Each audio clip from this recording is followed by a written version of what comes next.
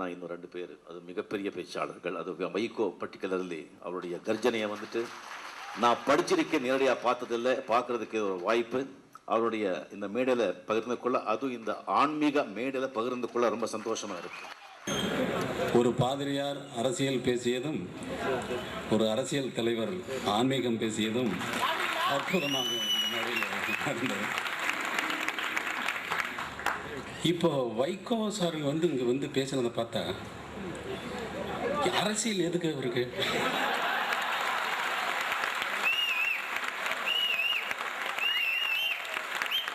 எவ்வளவு பாருங்க, ஒருத்தரையும் திட்டல, யாரையும் எதிர்த்து பேசி கைதட்டி வாங்கல.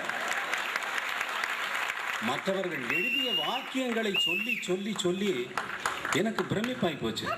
அட, ஒரு நாள் பேச்சுக்கு இவ்வளவு தூரம் படித்தவர், வாழ்வு முழுக்க இந்த மாதிரி எவ்வளவு ரொம்ப அற்புதமா இருக்கு, ரொம்ப நல்லா இருக்கு, மனசு நிறைஞ்சிருக்கு. ஒரு சைவ சித்தாந்த சொற்பொழிவுக்கு போனால் கூட இந்த மாதிரி ஒரு சொற்பொழிவை கேட்கவே முடியாது. அப்ப வாழ்க்கையில் என்ன நம்மெல்லாம் ரொம்ப திருப்தியோட இருக்கோமா? இல்ல எப்படி வருது? இறைவனை பாடும் பொழுது எல்லாம் திருப்திங்கிறது இல்லை, அதிருப்திங்கிறது இல்லை. அவர் பேசும்பொழுது அப்படி தேனா இசை போல இருக்கு. அவர் பேசுறது இசை மாதிரி தேனாக இனிப்பது. ஏனென்றால் அவர் இறைவனை பற்றி பேசினார். அதனால்தான் அவர் கலைஞரை விட்டு விலகி கட்சி ஆரம்பிப்பதற்கு முன்னால் என்னை சந்திக்க வந்தார். மிகவும் நொந்திருக்கிறேன், நான் கட்சி ஆரம்பிக்க போகிறேன் என்று சொன்னார். ஒரு புத்தகம் கொண்டு வந்திருந்தார். ஒரு புத்தகத்தை நான் அவருக்கு கொடுத்தேன். அதிலே எழுதி கொடுத்தேன், காற்றுக்கு எதிர்வரும் காற்றே இசையே வாழ்க என்று எழுதி கொடுத்தேன். அண்ணா, இது என்னன்னா, காற்று இருக்கு, நீங்கள் உங்கள் பெயர் வைகோ கோபால்சாமி ஃப்ளூட் வாசிக்கிறவர். காற்றுக்கு ஒரு காற்று நேச்சுரலாக அங்கே போயிட்டு இருக்க நேரத்தில் ஃப்ளூட்டை கையில் எடுத்து பூணுதுன்னா அந்த காற்றுக்கு எதிர் வரும் காற்று, அப்போ தான் இசையே வரும். இதம் மேற்கு தொடர்ச்சி மலைகளின் கம்பீரம், நாட்டுப்புற பாடல்களின் பிரவேசம், தெற்கு சீமையின் எங்கள் சீதனமாம் இளையராஜா அவர்களின் அருட்கொடையாக ஆன்மீக பாடல்களை பல்வேறு இசைக்கருவிகளோடும் பாடல் ஒலித்திடுகின்ற பலரது குரலோடும் பிணைத்து இணைத்து இசை பெட்டகமாக திருவாசகம் ஆரட்டோரியோ எனும் படைப்பினை வெளியிடுகிற இந்த நிகழ்ச்சியில் தலைமையேற்று சிறப்பித்து கடமை காரணமாக விடைபெற்று சென்றிருக்கிற மத்திய அமைச்சர் எனது இனிய நண்பர் மாண்புமிகு ஜெயபால் ரெட்டி அவர்களே,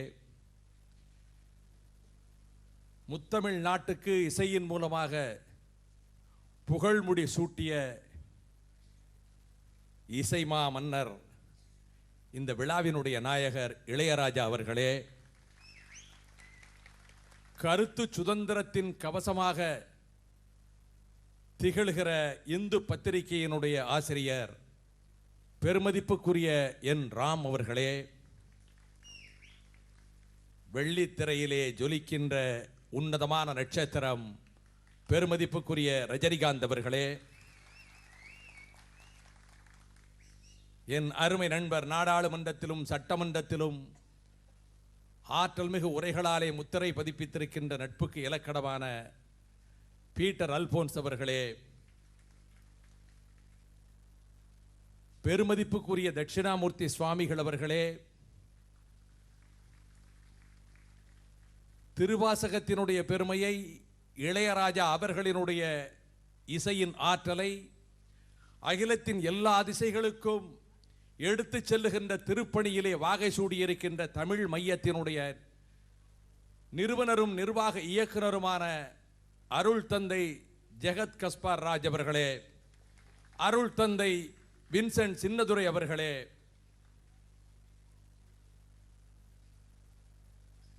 தமிழ் மையத்தினுடைய நிர்வாகிகளே, திரை உலகத்து பெருமக்களே, இசை உலகத்தின் வித்தகர்களே, அன்புடைய தாய்மார்களே, அருமை பெரியோர்களே, மக்களாட்சிக்கு மாண்பு தருகிற பத்திரிகையாளர்களே, தொலைக்காட்சி நிறுவனங்களின் ஒளிப்பதிவாளர்களே, வணக்கம்.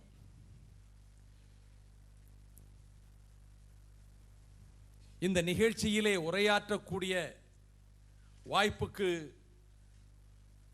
நன்றி தெரிவிக்கின்ற கடமை இருக்கிற போது எதை சொல்லி நான் நன்றி தெரிவிப்பது பொருத்தமாக இருக்கும் என்று எண்ணினால் ஏற்பட்ட திகைப்பில் இளையராஜா அவர்கள் திருவாசகத்திலே எந்த பாடல் வரிகளை தேர்ந்தெடுத்து அவர் நெஞ்சை ஆக்கிரமித்த வரிகளாகவே அவர் படைத்திருக்கின்ற இந்த சிம்பனி ஆரட்டாரியாவிலே வழங்கியதோடு இங்கே நடைபெற்ற இனிய நடன நிகழ்ச்சிக்கும் அதையே கருவாக்கி தந்தாரே.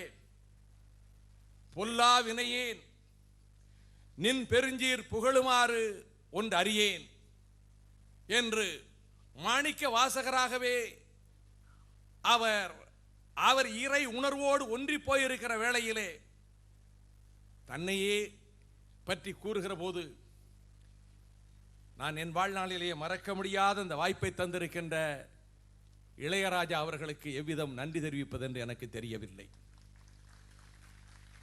தமிழ் இசையாலும் தமிழ் பண்ணாலும்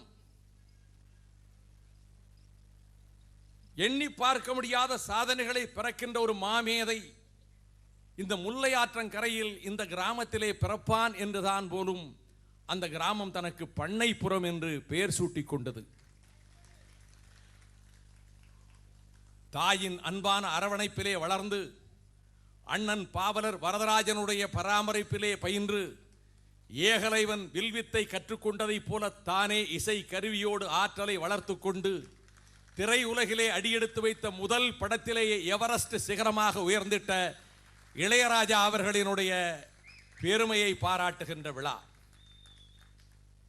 உயர்ந்த மதில் சுவர்களுக்குள்ளே 12 மாத காலம் ஒரு சிறை மதிலுக்குள் அடைபட்டு கிடந்த 76ஆம் ஆண்டு காற்றின் அலைகளோடு தவழ்ந்து வந்த ஒரு பாடல் என் செவிகளில் மோதி என் உடலெல்லாம் இன்பச் சிலிர்ப்பும் பரவசமும் ஏற்பட்ட போது ஒவ்வொரு நாளும் காலை பொழுதிலும் மாலையிலே பறவைகள் மரங்களை தேடி ஓடுகிற வேளையிலும் அந்த கானம், அந்த திரை இசை பாடல் தொலைவிலே இருந்து வர வர இந்த பாடலை தந்தவர் யார், இசை அமைத்தவர் யார், கிராமத்து மனம் கமழுகின்ற இந்த இசை எங்கோ வயல் வெளிகளிலே தெம்மாங்கு சத்தம் கேட்டதே, அது ஒரு வித்தியாசமாக படுகிறதே என்று திகைத்த போது அந்த பாடல்தான்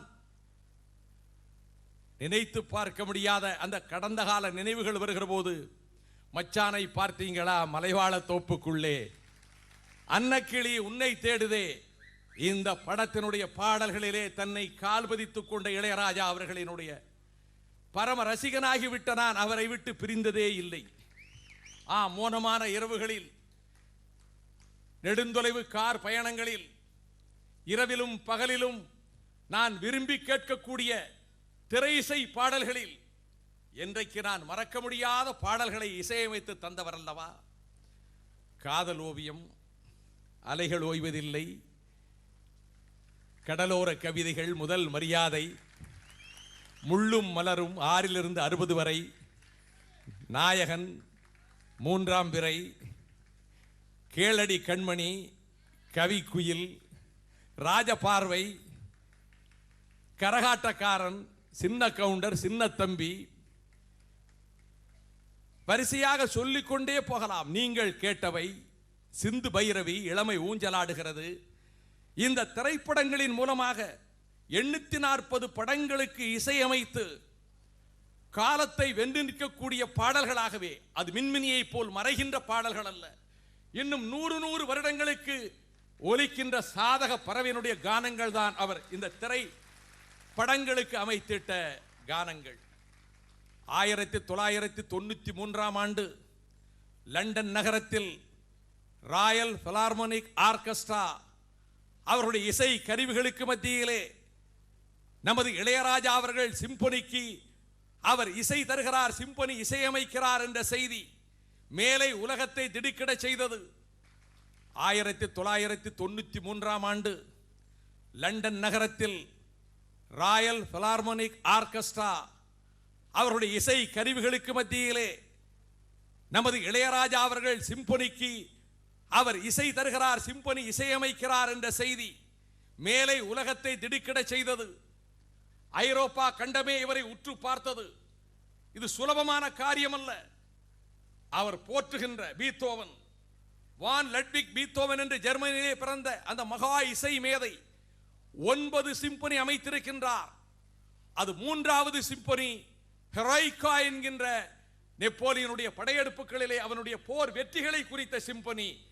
அந்த பீத்தோவனை சின்னஞ்சிறு வயதிலே பார்த்த Mozart, watch this young fellow, he is going to create a stir in the musical world. இந்த இளைஞனை பார், இவன் இந்த சங்கீத உலகத்திலே பெரும் கிளர்ச்சியை ஏற்படுத்த போகிறார் என்று மொசார்ட் பாராட்டினாரே அந்த பீத்தோவன். அவர் எந்த சிம்பொனி இசையை நான் டெடிகேட் செய்கிறேன், அர்ப்பணிக்கின்றேன், போர்க்களங்களிலே வெற்றிகளை ஈட்டிய காரணத்தினால் வீரத்துக்கு இலக்கணமாக நெப்போலியனுக்கு அர்ப்பணிக்கிறேன் என்று சொன்னாரோ, அதே நெப்போலியன் தனக்குத்தானே முடிசூட்டிக் கொண்டு தான் பிரெஞ்சு தேசத்தின் சக்கரவர்த்தி என்று அறிவித்த போது கொஞ்சம் கூட அச்சமின்றி he did tore the dedication, அந்த அர்ப்பணிப்பு தாளை கிழித்தெறிந்து நான் எதிர்க்கிறேன் என்று சொல்லக்கூடிய உணர்வு பெற்ற பீத்தோவன். அவர் கொஞ்சம் கொஞ்சமாக அவர் செவிப்புலனை இழந்து கேட்கின்ற வலிமை இழந்து அடுத்தவர்கள் பேசுவதும் கேட்காத கட்டத்தில் 8வது சிம்பொனி 9வது சிம்பொனி அமைத்து அந்த சிம்பொனி அமைத்ததற்கு பிறகு அந்த கருவிகளினுடைய இசை பரவுகிற போது இங்கே திரண்டிருப்பதைப் போல திரண்டிருந்த பல்லாயிரக்கணக்கானவர்கள் எழுந்து நின்று ஸ்டாண்டிங் ஓவேஷன் கரவொலி எழுப்பிய போது அது காதுகளிலே விழாததால், பாராட்டு உரைகள் அவருடைய செவிகளுக்கு புலனாகாததால் அந்த வாத்திய கருவியின் மீது படுத்து கண்ணீர் விட்டாரே, அந்த பீத்தோவன் படைத்த சாதனையை ஒரு கொரியாக்காரன் படைக்காததை நான் நாடாளுமன்ற மாநிலங்களவையிலே சொன்னேன். இந்த நாட்டின் கவனத்துக்கு வராமல் போன காரணத்தினால் சொன்னேன். ஒரு கொரியாக்காரன் சாதிக்காததை, சீன தேசத்துக்காரன் சாதிக்க முடியாததை, ஒரு ஜப்பானியனால் சாதிக்க முடியாததை ஒரு இந்தியன், ஒரு தமிழன், ஒரு தென்னாட்டு தமிழன் எங்கள் பண்ணை புறத்து இளையராஜா சாதித்திருக்கிறார். அது இளையராஜாவினுடைய ஆற்றல் எங்கிருந்து வந்தது? இது 1000 ஆண்டுகளாக உலகத்திலே தோன்றிய முதல் இசை தமிழ் இசை என்ற காரணத்தினாலே தடைகளை உடைத்தெறிந்து கொண்டு அந்த தமிழன், தென்னாட்டு தமிழன் இசையை படைத்திருக்கின்றான். இசை எங்கே இருந்து வந்தது? சாம வேதத்திலே இருந்து வந்தது என்று கூறினார்கள். சரிகம பதனி என்றார்கள். சச்சமம், ரிசிமம், காந்தாரம், பஞ்சமம், மத்தியமம், தைவதம், நிசாதம், சரி கம பதனி என்றார்கள். அதையே இளங்கோவடிகள் குடமுதல் இடைமுறையாக குரல், துத்தம், கைக்கிளை, உளை, இழி, விளரி, தாரம் என விரிதறி பூங்குழல் விளைந்தன பெயரே இந்த ஏழையும் கூறினார். இங்கே பல நாடுகளுக்கு போய் வந்தவர்கள் இருக்கிறீர்கள். மதிப்புக்குரிய ராம் அவர்கள் இருக்கிறார்கள். உலகத்தின் பழமையான நாகரீகம் அடையாளம் காட்டிக் கொள்கின்ற ஈமக்கோபுரங்கள், மன்னர்கள் இறந்ததற்கு பிறகு அவருடைய உடல்களை அடக்கம் செய்து வைத்திருக்கின்றார்களே பிரமிடுகள், அந்த எகிப்திய பிரமிடுகளில் யாழ் கருவியினுடைய தோற்றம் வடிவமைக்கப்பட்டிருக்கின்றது. அங்கே யாழ் என்கின்ற கருவி இருந்ததாகவும் அங்கே இருந்த 3500 ஆண்டுகளுக்கு முற்பட்ட ஒரு யாழ் அந்த இசைக்கருவி லண்டன் நகரத்தினுடைய மியூசியத்தில் அருங்காட்சியகத்திலே வைக்கப்பட்டிருக்கின்றது. அதை போலவே மெசபடோமியாவில் இருந்த சுமேரிய நாகரிகம், பழமையான நாகரிகம், 5000 ஆண்டுகளுக்கு முன்னைய நாகரிகம், அங்கே இருந்த ஒரு யாழ் இசைக்கருவி பாக்தாத் நகரத்தினுடைய அருங்காட்சியகத்திலே வைக்கப்பட்டிருக்கின்றது. ஒரு இசைக்கருவியிலே 7 பதங்கள், 7 சுரங்கள் வருகின்றன, 7 நரம்புகளை கொண்ட யாழ் இருந்தது என்று இட்சஹுவாங் என்கின்ற ஒரு சீன இசை நூல் அதை தெரிவிக்கின்றது. கிமு 522 ஆண்டு, 3000 ஆண்டுகளுக்கு முன்பு, 4000 ஆண்டுகளுக்கு முன்பு, 500 ஆண்டுகளுக்கு முன்பு இந்த இசைக்கருவிகள் இருந்தன. கிரேக்கத்தின் ஹோமர் யாழின் பெருமையை, நரம்பு கருவியினுடைய பெருமையை சொல்கிறார். ஆனால் அருமை சகோதரர்களே, மொஹஞ்சதாரோ ஹரப்பாவிலே அகழ்வு நடந்த போது ஈராஸ் பாதிரியார் அதை பற்றி குறிப்பிடுகின்ற பொழுது இங்கே யாழ் என்கிற இசைக்கருவியினுடைய அந்த முத்திரை கிடைத்திருக்கிறது. இது பூர்வீக தமிழர்கள், ஆதி தமிழர்கள் பயன்படுத்திய கருவி என்று குறிப்பிட்டார். 7000 ஆண்டுகளுக்கு முன்னாலே இருந்த பெருநாரை, பெருங்குரு என்கிற இசை நூல்கள் இதை தெரிவிக்கின்றன. இது ஒன்றும் கற்பனை அல்ல, கட்டு கதை அல்ல. லெமோரியா கண்டத்திலே, தென்மதுரையிலே இந்த கருவிகள் இருந்தன என்பதை தஞ்சை ஆபிரகாம் பண்டிதர் கருணாமிர்த சாகரம் என்கின்ற 1376 பக்கங்கள் இந்த 70ஆம் நூற்றாண்டில் வந்த முதல் ஆராய்ச்சி நூலில் 1917 வெளியிட்ட அந்த நூலில் யாழின் பெருமைகளை குறிப்பிடுகின்றார். விபுலானந்த அடிகள் யாழ் நூல் என்றே குறிப்பிடுகின்றார். 14 வகை யாழ்கள் தமிழர்களிடம் 7000 ஆண்டுகளுக்கு முன்னாலே இருந்தன. பேரியாழ் 1000 நரம்புகளை கொண்ட ஒரு யாழ் இருந்தது. உலகில் எந்த நாட்டிலும் எந்த காலத்திலும் இல்லாதது. அது அழிந்து விட்டது தென்மதுரையிலே கடலிலே. அதற்கு பிறகு 19 நரம்புகளை கொண்ட மகரையாழ், 14 நரம்புகளை கொண்ட சகோடையாழ், 7 நரம்புகளை கொண்ட செங்கோட்டியாழ், நாரதையாழ், 100 நரம்புகளை கொண்ட கீசகையாழ், மகதியாழ், மருத்துவயாழ், அதை போல பல்வேறு விதமான வில் யாழ், வராளியாழ் என்கின்ற 14 வகையான யாழ் இருந்தன என்று குறிப்பிடுகின்ற பொழுது இந்த இசை இங்கே பிறந்தது என்று கூற காரணம், இந்த தென்னாட்டிலே பிறந்தது இசை. இசையை இறைவனாக கண்டார்கள், இசை வடிவத்தில் இறைவனை கண்டார்கள். நான் விருப்பு வெறுப்பின்றி என்னுடைய கருத்துக்களை பதித்துக் கொள்ளாமல் ஒரு பார்வையாளனாக, ஒரு ரசிகனாக, அதை புலமையுற்றவனாக அல்ல, புலமை எனக்கு கிடையாது, ஆனால் ஒரு தமிழ் பற்றாளன் என்ற முறையிலே இதை பார்க்கிறேன். இறைவனாக பார்த்தார்கள். தேவார மூவர்கள் அதைத்தான் சொன்னார்கள். எதற்காக பார்த்தார்கள்? ஏழு இசையாய் இசை பயனாய் என்னுடைய தோழனாக என்று சுந்தரமூர்த்தி நாயனார் இறைவனை பற்றி சொன்னார். அதே உணர்வில் ஓசை ஒலி எல்லாம் அனைத்துமாகி நின்றாய் என்று நாவுக்கரசர் அப்பரடிகள் சொன்னார். பதம் ஏழும் பண்ணும் உருதாளத்து ஒலியெல்லாம் நின்றான் இறைவன் என்று திருஞான சம்பந்தர் சொன்னார். இதைத்தான் இங்கே கத்தோலிக்க திருச்சபையினர், அதை போலவே தென்னிந்திய கிறிஸ்து மார்க்கத்தின் திருச்சபையினர் இங்கே வந்திருக்கிறார்களே, அவர்கள் போற்றுகின்ற விவிலியத்தில், புதிய ஏற்பாட்டில், யோவான் சுவிசேஷத்தில் முதல் வார்த்தை, அந்த அதிகாரத்தின் முதல் வார்த்தை, ஆதியிலே வார்த்தை இருந்தது, அந்த வார்த்தை இறைவனிடத்தில் இருந்தது, அந்த வார்த்தை தேவனாகவே இருந்தது என்ற சொற்கள், அதைத்தான் சங்கீதத்தின் 122வது அதிகாரத்தின் 2வது வசனத்தில் எருசலேம் இசைவினைப்பான நகரமாக அங்கே காட்சியளிக்கிறது என்று. ஆகவே தாவீதின் சங்கீதங்கள் யூதர்களுக்கும் கிறிஸ்தவர்களுக்கும் மகிழ்ச்சியூட்டுகின்ற சங்கீதங்கள் கிறிஸ்து மார்க்கத்தினுடைய துறவிகளின் உள்ளத்தை கவர்ந்த காரணத்தினாலே திருவாசகத்தை தந்த மாணிக்க வாசகரை அவர் ஏற்றுக்கொண்டார்கள். ஆம், இந்த திருவாசகம் எப்படி வந்தது? 12 திருமுறைகள் உண்டு தமிழிலே, சைவ இலக்கியத்திலே 12 திருமுறைகள். முதல் 7 திருமுறைகள் திருஞான சம்பந்தரும் திருநாவுக்கரசரும் சுந்தரமூர்த்தி நாயனாரும் தந்தவை முதல் 7 திருமுறைகள். 8ஆம் திருமுறை மாணிக்க வாசகரின் திருவாசகம் முதல் பகுதி, திருக்கோவையார் 2ஆம் பகுதி. 9வது திருமுறை 9 அடியார்கள் தந்த திருமுறை. திருமாளிகை தேவர், கருவூர் தேவர், சேந்தனார் சேதுராயர், கண்டராதித்தர், பூந்துருத்தி காடநம்பி, புருடோத்தம நம்பி, திருவாளிய அமுதனார் வேணாட்டடிகள் என்ற 9 அடிகள் தீட்டியவை 9ஆம் திருமுறை. 10ஆம் திருமுறை திருமூலர் தந்த திருமந்திரம் 10ஆம் திருமுறை. 11ஆம் திருமுறை காரைக்கால் அம்மையார், நக்கீரதேவநாயனார், கபிலதேவநாயனார், பரணதேவநாயனார், கோன் நாயனார், சேரமான் பெருமாள், பட்டினத்தடிகள், நம்பியாண்டார் நம்பி இவர்கள் தந்தவை. 12ஆம் திருமுறை சேக்குழார் தந்த பெரிய புராணம். இந்த 12 திருமுறைகளின் அடிப்படை நமசிவாய என்கின்ற 5 எழுத்துத்தான். இந்த நமசிவாய என்ற அந்த 5 எழுத்தை வைத்துத்தான் சிவபுராணத்தை தொடங்குகின்றார் திருவாசகம். வான்கலந்த மாணிக்க வாசகனின் வாசகத்தை நான் கலந்து பாடுங்கால் நற்கருப்பஞ்சாற்றினிலே தேன் கலந்து பால் கலந்து செழுங்கனி தீன் சுவை கலந்து ஊன் கலந்து உயிர் கலந்து ஓப்பாமல் இவட்டுவதுவே இனிப்பதுவே என்றாரே மாணிக்க வாசகர். வாட்டமிலா மாணிக்க வாசகரின் வாசகத்தை கேட்டபொழுது அங்கிருந்த பறவைகளும் கீழ்சாதி பறவைகளும் வேட்டமரும் பொல்லா விலங்குகளும் விஞ்ஞான நாட்டமுறும் எண்ணில் இங்கு நான் அடைதல் வியப்பு அன்றே. ஆகவேதான் வடலூர் வள்ளலாரின் உள்ளத்தில் மாணிக்க வாசகர் திருவாசகர் இடம்பெற்றதை போல லண்டன் நகரத்திலே இருந்து வந்த ஜி.யு. போப்படிகளினுடைய உள்ளத்திலே இடம்பெற்ற காரணத்தினால் 1863ஆம் ஆண்டு மையத்திலே அவர் தமிழ் படித்துவிட்டு 63 ஆண்டுகள் தமிழ் படித்துவிட்டு லண்டனுக்கு போனார்.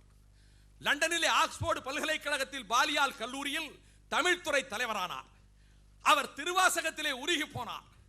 அந்த கல்லூரியினுடைய தலைவர் பெஞ்சமின் ஜோவட் என்பவரோடு ஒரு நிலா வெளிச்சத்திலே நடந்து போகிற போது உலகில் திருவாசகத்தை போன்ற ஒரு நூலை இதுவரை நான் படித்ததில்லை, தமிழிலே இருக்கிறது என்று சொன்னபோது அதை நீ மொழிபெயர்க்கலாமே என்று அந்த பல்கலைக்கழகத்தின் தலைவர் கூறும்போது எனக்கு புதுமை வந்துவிட்டது.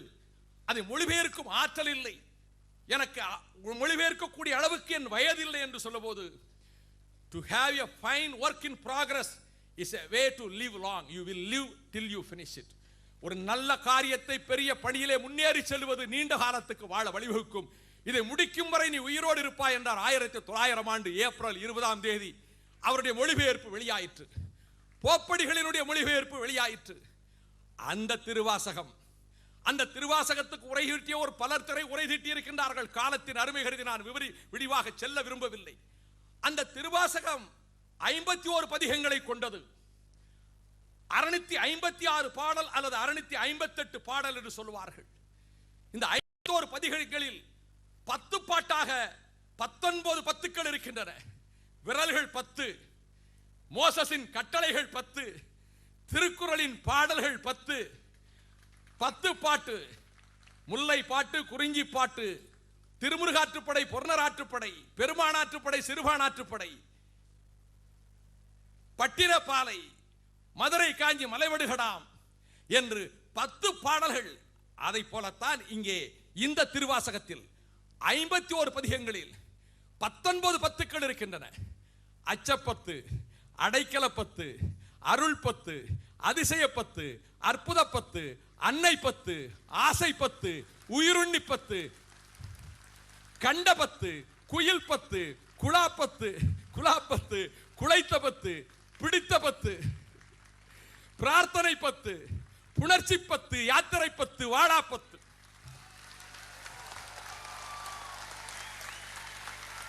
இந்த 10 இவர் எதை பற்றி கொண்டார் தெரியுமா? இவர் 3 பத்தை பற்றி கொண்டார்.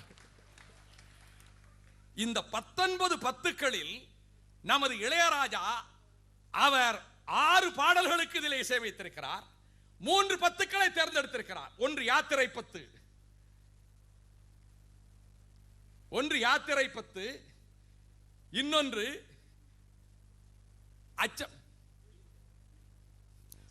அச்சப்பத்து, இன்னொன்று பிடித்த பத்து.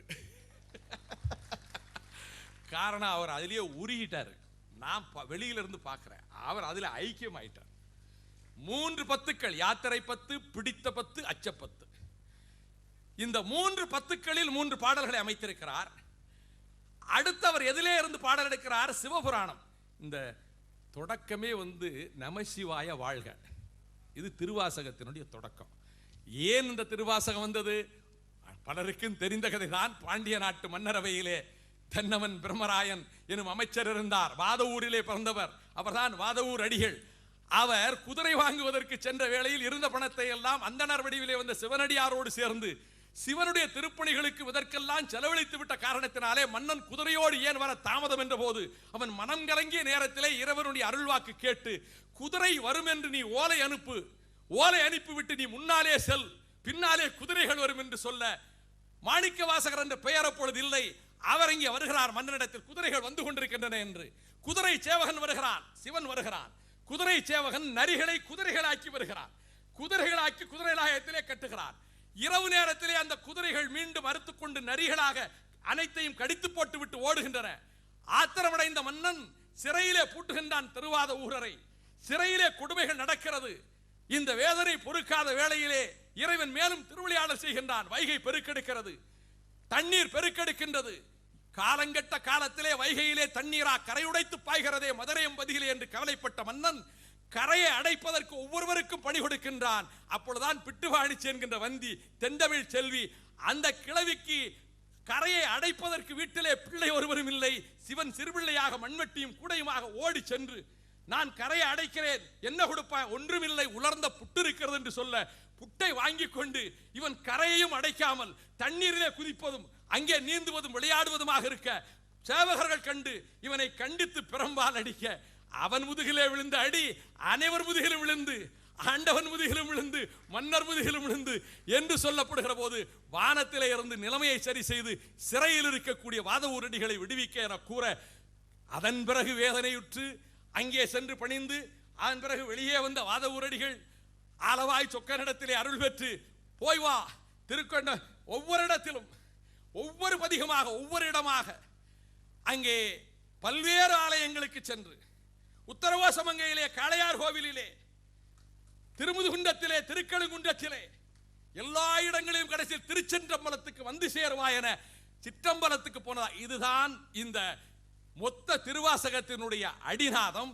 ஆங்காங்கு அந்த செய்திகளை சொல்லிக்கொண்டே வருகிற பொழுது அதிலே நமச்சிவாய வாழ்க இதுதான் முதல்ல. ஆனால் நம்முடைய இளையராசா அவர்கள் அதை முதலில் வைக்கவில்லை. ஒலிநாடாவிலே வந்தது. அந்த முதலில் யாத்திரை பத்தை வைக்கிறார். யாத்திரை பத்துனா என்ன? புறப்படுவோம் பயணம், இந்த மண் உலகத்தை விட்டு இச்சைகளை விட்டு we start the journey, புறப்படுவோம் என்று சொல்லுகிற பொழுது பூவார் சென்னி மன்னன் எம் புயங்க பெருமான் சிறியோமை ஓவாது உள்ளங் கலந்து உணர்வாய் போவோம் காலம் வந்ததுகான் பொய்விட்டு உடையான் கடல் புகவே யாமே தமக்கு சுற்றமும் யாமே தமக்கு விதிவகையும் யாம் யார் எமதார் பாசம் யார். அதை அழகாக பாடியிருக்கிறார் என்று சொல்லிவிட்டு நிற்பார் நிற்க நில்லா உலகில் நில்லோமினி செல்வோமே. இது யாத்திரை பத்து. அதற்கு அடுத்து சிவபுராணத்தை பாடுகிறார், பாடலில் வைக்கிறார். எடுத்தெடுப்பிலே நமசிவாய வாழ்க என்று வைக்காமல் பொல்லா வினையேன் நின் பெருஞ்சீர் புகழ்வதுண்டு அறியேன், உன்னை உன்னை புகழக்கூடிய அறிவாற்றல் எனக்கு இல்லையே என்று மாணிக்க வாசகர் பாடுகிற பாடலை இவர் மாணிக்க வாசகர் ஆகிவிடுகிறார். அதான் அந்த பாட்டு அப்படி வச்சிருக்கணும். நான் ஒரு கிட்டத்தட்ட 20 தடவை கேட்டேன். திரும்ப திரும்ப திரும்ப திரும்ப கேட்கும் போதுதான் ஏன் இந்த பாடலை வைத்தார். பொல்லா வினையேன், இந்த பொல்லா வினையேன் என்கின்ற இந்த பாடல் பாடும் போதே அமெரிக்க நாட்டிலும் இங்கிலாந்து நாட்டிலும் உலகத்தின் இசைக்கருவிகளை இசைக்கக்கூடிய ஹாலிவுட் திரைப்படங்களுக்கு இசையமைத்து வெற்றி கண்ட அந்த விருது பெற்ற மாமன்னர்கள் அவர்களெல்லாம் இசை கருவிகளை இசைக்கிறார்களே, அந்த பாடலைத்தான் கேட்டீர்கள். பொல்லா வினையேன் என்று சொல்லுகிற பொழுது I am just a man, imperfect lowly. அதான் சொல்றார். I am just a man, imperfect lowly. அடுத்தவர் சொல்லுகிறார், how can I reach such holy? அந்த உன்னதமான இடத்தை நான் எப்படி அடைய முடியும்? இந்த பாடலை வைத்துவிட்டு அதன் பிறகு நமச்சிவாய வாழ்க, நாதன் தாழ்வாழ்க, இமைப்பொழுதும் நெஞ்சில் நீங்காதான் தாழ்வாழ்க, கோகலி ஆண்ட குருமனிதன் தாழ்வாழ்க, ஆகம் ஆகி நின்று அன்னைப்பான் தாழ்வாழ்க, ஏகன் அநேகன் இறைவன் அடி வாழ்க. இந்த பாடலை இந்த 2வது பாடலாக வைத்துவிட்டு அடுத்து ரொம்ப அருமையாக இதை அதை பிளெண்ட் பண்ணியிருக்கிறார். எப்படி செய்திருக்காருன்னா, மாணிக்க வாசகர் மதுரையில் போயிட்டு இருக்கிறார். அங்கு பெண்கள் மர நிழல்களில் வீடுகளின் முற்றங்களில் ஊஞ்சல்களில் அமர்ந்தவாறும் நின்றவாறும் பாடிக்கொண்டிருக்கிறார்கள். இளஞ்சிறுவர்கள் அங்காங்கு ஓடி திரிகிறார்கள். கிளிகள் கொஞ்சுகின்றன, சோலையிலே குயில்கள் கூவுகின்றன. இதை பார்க்கின்ற வேளையில் அங்கே தும்பிகள் வண்டுகள் ரீங்காரம் இசைத்து பாடி சென்று கொண்டிருக்கின்றன. அது அரச வண்டு. அது அந்த வண்டுகளை பார்த்து சொல்கிறார், ஏன் இப்படி பாடி திரிகிறீர்கள்? இறைவனின் காலடியிலே போய் பாடுங்கள் என்று சொல்வதற்காக தினை துணை உள்ளவாறே பூவினில் தேன் உண்ணாது நினைந்தொரும் காண்தொரும் பேசுந்தொரும் எப்போதும் அனைத்து எலும்புகளும் உள்நக ஆனந்த தேன் சொரியும் குனிப்புடை ஆணுக்கே சென்றூதாய் கோத்தும்பி. இதுதான் அவர் அமைத்திருக்கிற பாடம். அதற்கு அடுத்து எங்கே வருகிறார்? கோத்தும்பிக்கு பாடியாகிவிட்டது. அதன் பிறகு பிடித்த பத்துக்கு வருகிறார். சிக்கனை பிடித்தேன் என்றார் அல்லவா, பிடிச்சுக்கிட்ட விடமாட்டேன் சிவனை. பிடித்த பத்து, அம்மையே அப்பா ஒப்பிலா மணியே அன்பினில் விளைந்த ஆரமுதே அருளுடை சுடரே ஆங்கு விளைந்த கனியே பால் நினைந்து ஊட்டும் தாயினும் சால பரிந்து நீ பாவியேனுடைய ஊனினை உருக்கி உள்ளொளி பெருக்கி ஒப்பிலா ஆனந்த மாய தேரினை சொரிந்து புறம்புறம் திரிந்த செல்வமே சிவபெருமானே யான் உனை தொடர்ந்து சிக்கன பிடித்தேன் எங்க எழுந்து நீ அருளுவது நீயே. ஆக பிடித்த பத்தில இந்த பாடலை சொன்னவர் நம்ம ஃபாதர் ஜெகத் கஸ்பார் அழகா அமைச்சிருக்கிறார். ஏனென்றால் இந்த நிகழ்ச்சிகள் நடக்கின்ற பொழுதே ஒரு நடன காட்சியை இங்கே அமைத்தார்கள். நீங்கள் கேட்டீர்கள். இந்த நடன காட்சி என்பது பாரதிதாசன் சொல்வார், எங்களிடம் இசை இல்லை, எங்கள் சுண்ணமிடிக்கின்ற பெண்களின் இசைக்கு நிகர் உலகில் எங்கே என்று சொன்னார் பாரதிதாசன். அதான் திருப்பூர் சுண்ணம். அங்கே சுண்ணமிடிக்கிறார்கள். சுண்ணமிடிக்கிற போது உலக்கை எடுத்து இங்கே நம்முடைய தானியங்களை குத்துகிற போது கிராமங்களில் இருந்தும் பாடல் பாடுவார்கள். இதுதான் அடிப்படை. அந்த பொற்சுண்ணம் என்பது அதுதான். அவர்கள் உலக்கையை குத்துகிற போது அந்த சத்தத்தோடு அந்த பாடல், முத்தனி கொங்கைகள் ஆட ஆட, மொய்குழல் வண்டினம் ஆட ஆட, சித்தஞ்சிவனோடும் ஆட ஆட, செங்கையர் கண்பனி ஆட ஆட, பித்தம் பிறரோடும் ஆட ஆட, பிறவி பிறரோடும் ஆட ஆட, அத்தன் கருணை ஆட ஆட, ஆட பொற்சுண்ணம் இடித்து நாமே. இதான் இந்த பாட்டை இவர் 5வது பாடலாக வைத்துவிட்டு இதற்கு ஒரு கடைசியாக என்ன வைக்கிறது? அதுதான் இளையராஜா, அதுதான் தமிழன். எவருக்கும் அஞ்ச மாட்டோம், எதற்கும் அஞ்ச மாட்டோம், கூற்றுவரே வந்தாலும் அஞ்ச மாட்டோம். ஏன் மாணிக்க வாசகர் எழுதினார்? நாவுக்கரசருடைய கருத்து அவர் மனதிலே இருக்கிறது. பல்லவ நாட்டு சக்கரவர்த்தியினுடைய மண்டலத்திலே யானையின் தலை காலால் உன் தலையை இடறச் செய்வேன் என்ற போதும், நீற்றறையிலே போட்டு உயிரை போக்குவோம் என்ற போதும், கல்லை கட்டி கடலிலே தூக்கி எறிவோம் என்ற போதும், கொல்வோம் என்று மன்னன் முடிவெடுத்த போதும், நாமார்க்கும் குடியல்லோம் நமனை எஞ்சோம் நரகத்தில் இடர்படோம் ஏமாப்போம் பிடியறியோம் என்று சொன்ன அதே பாடலை இங்கே அச்சப்பத்துக்கு கொண்டு வருகிறார். இளையராஜாவும் ஏறத்தாழ அப்படித்தான். எவருக்கும் தலைவணங்க மாட்டார், புகழ்ச்சிக்கும் மயங்க மாட்டார். புகழ் பலரை வீழ்த்திவிடும், பலரை வீழ்த்தி இருக்கிறது.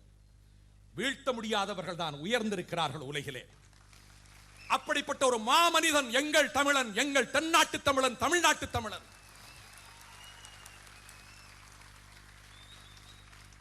அதனால் தான் அச்சப்பத்திலே சொல்கிறார், புற்றில் வாழ் அறவும் மஞ்சேன், புற்றில் வாழ் அறவும் அஞ்சேன், பொய்யர்தம் மெய்யும் மஞ்சேன், வன்புலால் வேலும் மஞ்சேன்,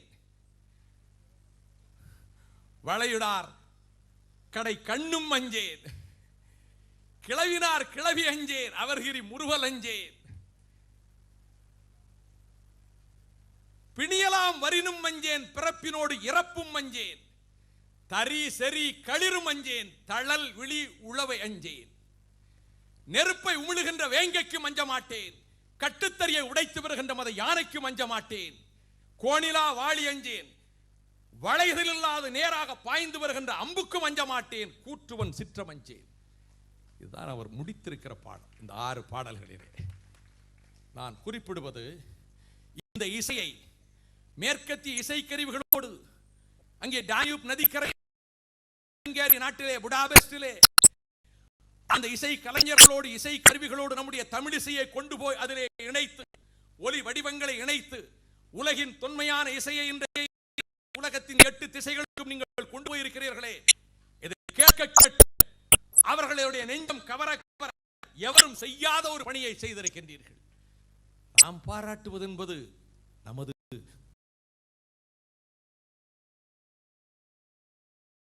தாய் பிள்ளையை பாராட்டுவதை போல தமிழகமே தாயாகிவிட்டது என்று சொன்னாரே. ஆனால் யார் பாராட்டுகிறார்கள் தெரியுமா? ஸ்டீஃபன் ஸ்வால்ட்ஸ், ஹாலிவுட் திரைப்படங்களிலே ஆஸ்கார் பரிசு பெற்ற இசையமைப்பாளர்.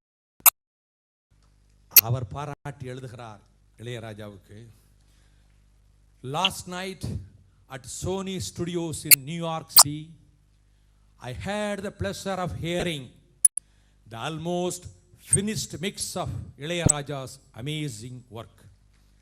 நான் நேற்று இரவு நியூயார்க் நகரத்தினுடைய சோனி ஸ்டுடியோவிலே அந்த அரங்கத்திலே அநேகமாக முற்று பெற்றுவிட்ட இளையராஜா அவர்களினுடைய இசை படைப்பை செவி கொடுத்து கேட்கின்ற மகிழ்ச்சியை பெற்றேன். அவர் சொல்லுகிறார், it is unlike anything I have ever had before, a stunning blend of Indian and Western music and instruments. I asked Mr. Raja if this was different for him too, and he said, I have never done any such piece before.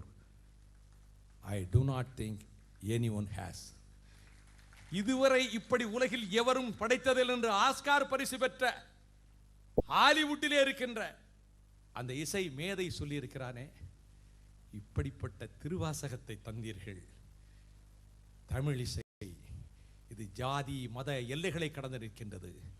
கத்தோலிக்க பாதிரிமார்களும் திருச்சபை பாதிரிமார்களும் தமிழுக்கு தொண்டு செய்தார் எனில் இங்கே திருவாசகத்தின் பெருமையை தருகிறோம் என்கிற போது இது எல்லைகளை எல்லாம் கடந்து யாதும் ஊரே யாவரும் கேளீர் என்று உலகத்துக்கு ஒரு காலத்திலே கொள்கையை தந்தோமே. நம்முடைய நாகரிகத்தை நம்முடைய இசை கலையை உலகத்துக்கு தருகின்ற இந்த சேவை இன்னும் ஆயிரம் ஆண்டுகளுக்கு நிற்கும். காற்றிலே ஒலி அலைகள் இருக்கின்ற வரையிலே மாணிக்க வாசகரின் திருவாசகம் இருக்கும். ஒலி அலைகள் இருக்கின்ற வரையிலே இளையராஜாவின் படைப்பு இருக்கும். அவர் எழுதுகிறார், இந்த அச்சப்பத்தை எழுதுவதற்கு இந்த ஒலிநாடாவை கொஞ்சம் கேளுங்கள், விலை கொடுத்து வாங்கி கேளுங்கள், முறையாக விலை கொடுத்து வாங்கி கேளுங்கள் தோழர்களே. அதிலே அவர் சொல்லுகிறார், ஒரே ஒரு இடத்திலே தான் அவர் பேச்சு வருகிறது. முதல் 5 பாடல்களை பதிவு செய்து முடித்ததற்கு பிறகு ஆலாபனை செய்கிறார், ராக ஆலாபனை செய்கிறார் இளையராசா. அந்த ஆலாபனை செய்கிற பொழுது இசைக்கருவிகளின் இசை வருகிறது. அடாடா, இதுதான் சிம்பனி ஆர்கெஸ்ட்ராவா, எவ்வளவு அருமையா இருக்கு, இதை மாணிக்க வாசகர் பாடலை பாடினா எவ்வளவு நல்லா இருக்கும். அப்ப என்ன டியூன் போடுறது என்று சொல்லிவிட்டு முதல்ல ஒரு டியூனை போடலான்னு இது வார்த்தை பிரிச்சு வருதே, இப்ப எதை போடலாம்? புற்றில் வாழ் அரவு மஞ்சேன் பொய்யர்தம் மெய்யும் மஞ்சேன் என்று அந்த பாட்டை போட்டுவிட்டு கடைசியாக முடிக்கிற போது வாதவூர் அடிகள் வாழ்க, வாழ்த்துரைக்கும் அடியார் வாழ்க. பாடலிலே தங்கைகள், கல்லூரி தங்கைகள் அதை சேர்த்திருந்தார்கள். வாதவூர் அடிகள் திருவாசகத்தின் மூலமாக தமிழ் இருக்கும் வரை, இந்த இசை இருக்கும் வரை வாழ்வார். எங்கள் இளையராஜா வாழ்வார். தமிழகம் உங்களுக்கு நன்றி கடன் பட்டிருக்கிறது. இயற்கை தாய் உங்களுக்கு 100 ஆண்டுகளுக்கு மேலும் வாழ்கின்ற ஆற்றலையும் ஆரோக்கியத்தையும் கொடுத்து இந்த தமிழகத்துக்கும் தமிழிசைக்கும் நீங்கள் பெருஞ்சேவை செய்ய வேண்டும் என்று சொல்லி எளியனாகி எனக்கு இந்த அருமையான சந்தர்ப்பத்தை தந்த உங்களுக்கு என்னாலும் மறவாத நன்றி கூறி விடைபெறுகின்றேன். வணக்கம்.